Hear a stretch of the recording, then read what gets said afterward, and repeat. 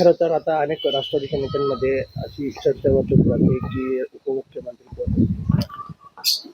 राष्ट्रवादीत म्हणून नाही तर कालचं जे मी बघितलं, अंत्यविधीपर्यंत स्मशान शांतता होती. कोणी कोणाला बोलत सुद्धा नव्हतं.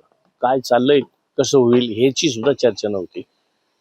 अंत्यविधी झाल्यानंतर बाहेर पडताना अनेक लोकांचे, ते काय पक्षाचे लोक होते किंवा त्यांना काही पक्षाशी देणं घेणं, फक्त एक सामाजिक जी त्या घराण्याची जी काही बांधिलकी आहे किंवा समाजाची जी काही बारीक सारीक प्रश्नांवरची सोडवणूक असेल, ही त्या फॅमिलीच्या मार्फत जी आजपर्यंत झालेली आहे, त्याच्यातून उतराई होण्यासाठी दादांचं जे कार्य होतं तसं कार्य कोणी करेल नाही करणार, परंतु उपमुख्यमंत्री म्हणून सुनीत्राताईंना करावं अशा पद्धतीची चर्चा त्या ठिकाणी होती. खरं तर दोन राष्ट्रवादी एकत्र येणार होतात 12 डिसेंबरला, असा वक्तव्य अंकुश ठाकरे यांनी केला होता. 8 तारखेला त्याची औपचारिक घोषणा देखील होणार होती. कसं नाही, घोषणा होणार होती नव्हती मला माहित नाही, पण एक निश्चित त्या 1-2 महिन्यापासून नगर परिषदा असतील, नगरपंचायती असतील किंवा महानगरपालिका आपण सगळ्यांनी बघितल्या तर बऱ्याच ठिकाणी एकत्र येऊनच त्या निवडणुका लढवल्या गेल्या. आता जिल्हा परिषदमध्ये काही ठिकाणी वन साईड घड्याळच निशाणी लावून आणि तुतारी न लावता